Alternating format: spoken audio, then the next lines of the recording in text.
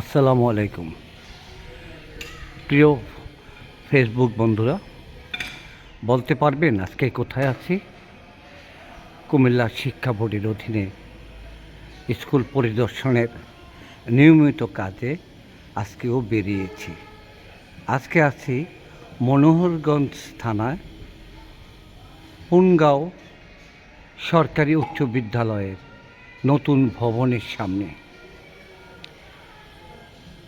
এই নতুন ভবনটি কে নির্মাণ করেছে, কার অবদানে হয়েছে, এই কথাটা যদি বলতে যাই তাহলে কথাটা চলে আসবে সাবেক, যদি বলেন আপনারা সাবেক বলেন, যদি বর্তমান কেউ বলেন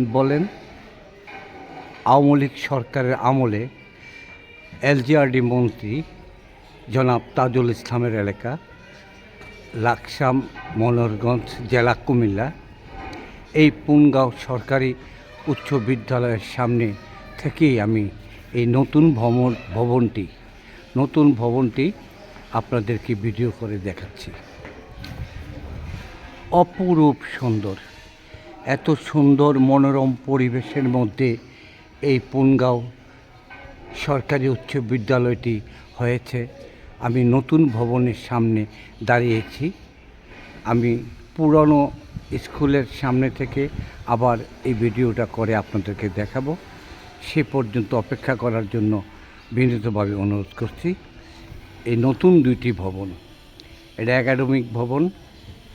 এটা একাডেমিক ভবন এবং সচিব প্রধান শিক্ষকের রুম, ছাত্রছাত্রীদের হল রুম, ক্লাসরুম উপরে, তিনতলা বিশিষ্ট এই পুনগাঁও সরকারি উচ্চ বিদ্যালয় মনোহরগঞ্জ থানায় জেলা কুমিল্লায় শিক্ষা বোর্ডের অধীনে এই স্কুলটি পরিদর্শন করার জন্য আমরা কতিপয় প্রফেসরবৃন্দ আসছি। বিস্তারিত দ্বিতীয় রাউন্ডে আমি বলছি, একটু অপেক্ষা করুন। আসসালামু আলাইকুম ওয়া রাহমাতুল্লাহি ওয়া বারাকাতুহু।